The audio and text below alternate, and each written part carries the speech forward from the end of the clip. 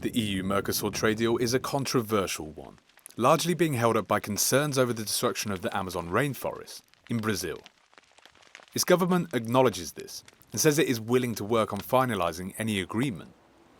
But its ambassador to the EU warns that any significant changes are unlikely to be made.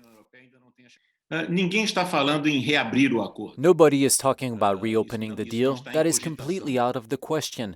What is being discussed and has happened in past EU trade deals is to find a way to reinforce politically the concept of how positive this deal is in the area of sustainable development. Reafirmar e reforçar politicamente. In relation to the Paris Agreement, the deal doubles the legal obligation of fulfilling that agreement. Ele redobra a obrigação legal que nós temos de cumprir o Acordo de Paris. Mercosur is the fifth largest economy outside the EU, made up of Argentina, Brazil, Paraguay and Uruguay. It's a market of 260 million consumers, protected by high tariffs, and has an annual GDP of 2.2 trillion euros. Which is why the ambassador also says that shelving the deal would be damaging to the EU. Mercosur has selected the EU as its first partner towards this big step of integration into the international economy, so that would be lost and the EU would no longer have the advantage of being the first one arriving there.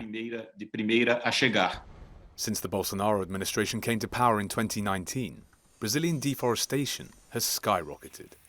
And now, MEPs are asking that Mercosur negotiations be reopened in order to include binding commitments to stop the destruction of the Amazon.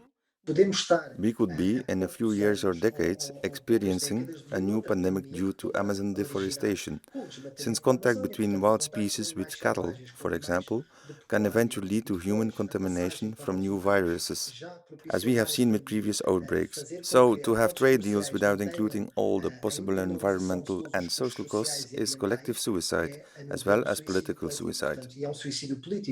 Acting as the mediator of the deal, the European Commission is now looking to present new proposals to member states. I had conversations with a foreign minister, with a vice president of Brazil responsible for Amazon Council. There are negotiations ongoing, and I would say the reactions from Mercosur countries are positive. They are ready to engage in this work track and ready to come with additional commitments. The deal would likely eliminate tariffs for the export of many European products, in some cases as high as 35%.